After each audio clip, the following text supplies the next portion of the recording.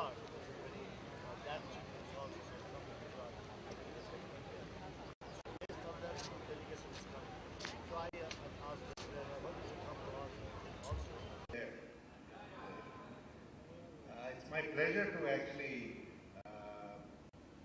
have such a distinguished panel on this really interesting subject. The way we're going to structure it is we really do want to spend that Infosys, one of the leaders of the IT industry in India, and he's hired with us, Chris. So first, looking at the industry itself, today the industry employs 2.5 million people.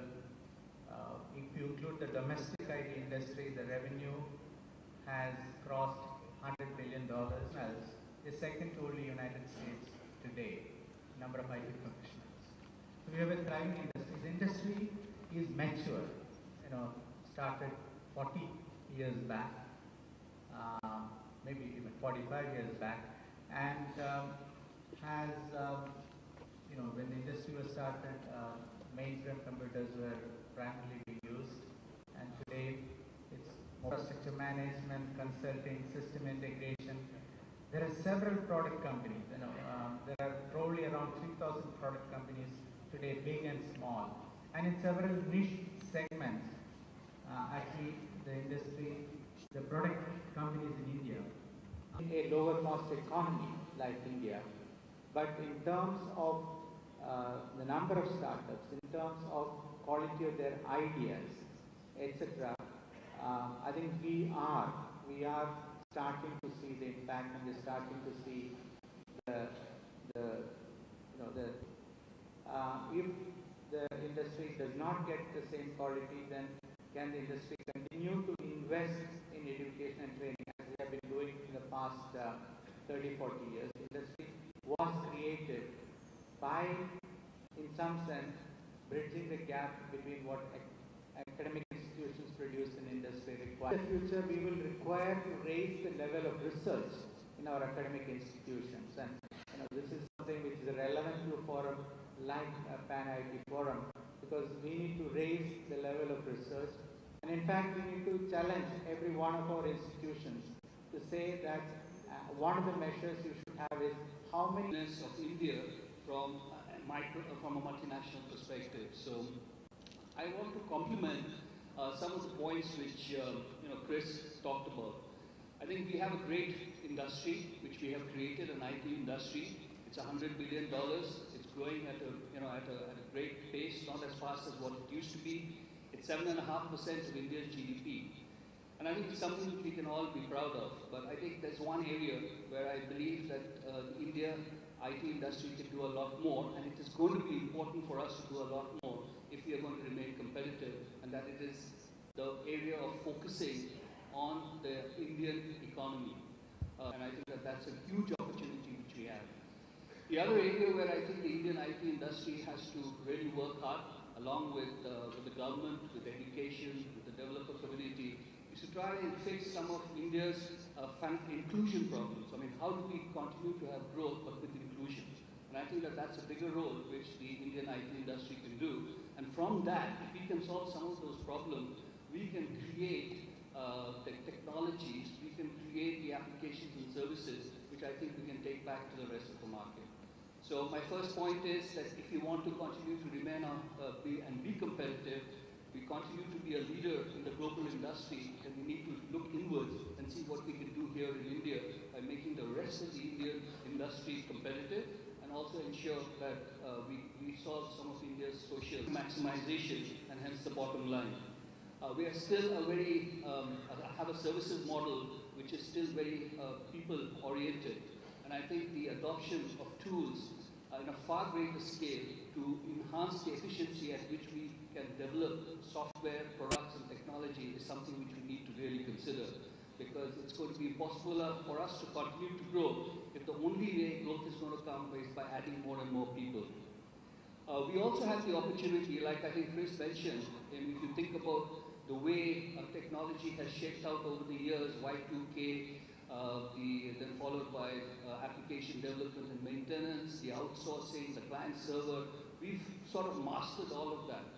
And now there's another opportunity because the new generation of technology is going to be all about four really mega trends which we are seeing. It's around mobility, it's about data analytics, it's about social networking, it's about the cloud. And I think there's an opportunity here in India for us to leverage that, not just to solve into the workplace and saying, you know, we want this to work for the workplace. It's not just a personal device. It's going to be my primary mechanism to conduct my official business, which to me personifies the notion of consumerization of IT. The idea is that IT is not so much a decision that gets to be made in close quarters or in particular segments of the company. I think you will see a bottom-up approach to IT. And we are already seeing many instances of this in the United States already with products like Yammer, which is a Microsoft product, but also products that Google is producing. So to pop up one level, I think there are a set of disruptive trends which we can ride on to develop the next phase of our computing that we institute for our employees. And I can tell you as an insider, it actually is true. When we were looking at our strategy for geo and maps, this was around 5 years ago. The whole idea was that you could have cars and aeroplanes and helicopters fly around, map the earth, satellites as well, and then we would build a world-class system to ingest all of that raw feed and bring it about in a very, very easy to use system. And there was one person in Bangalore, he's actually an IIT Bombay alumnus. He realized that, when will be the day when cars are actually going to drive around India, given that, there's so much here. And now it is being deployed in all parts of the world, not just in the BRIC countries, but everywhere else. That's an idea of an innovation, which started as, I won't call it a bottom of pyramid, literally, but started as an emerging market-specific need, and now it's become a global, product. So I think innovation is, it means many things to many people, but the way I look at it is, it's something that creates value. And this is one that we believe, is going to create value for Google. I'm sure there are other examples across the industry of the same. So to close, I would say, yes, we could be potentially at an inflection point. There are disruptive forces that we can leverage. I think of cloud computing and the consumerization as two of them. And I think innovation is the key to do so. Over to you. Thank you, Sanjay.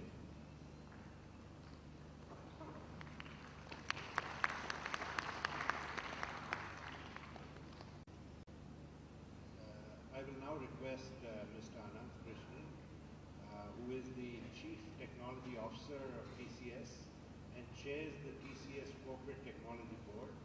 We have HCL, we have TCS, we have Infosys, we have Microsoft and Google on the panel, and this shows that it's not just Indian companies which comprise the Indian IT industry today. Global companies are here. IBM, I'm told, is the largest global country in IBM is now India, and so on. So I think the Indian IT industry is in a good place. We have worked very hard.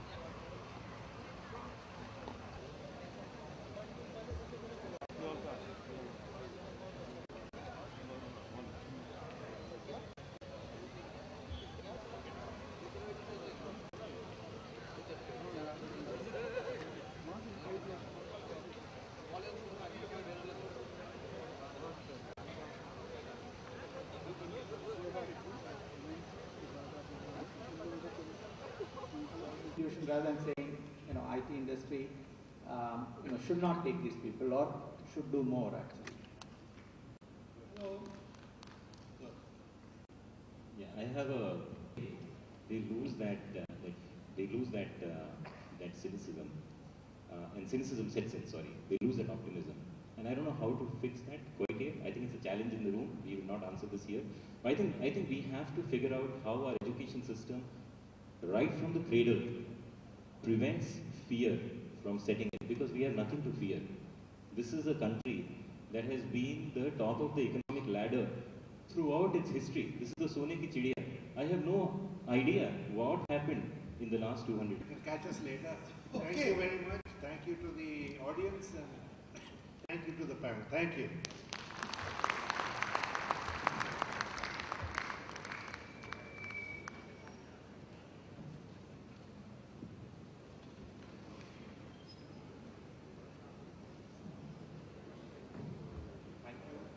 Thank you, panelists. I will now request Mr. Asang Desai to kindly come up and felicitate this wonderful panel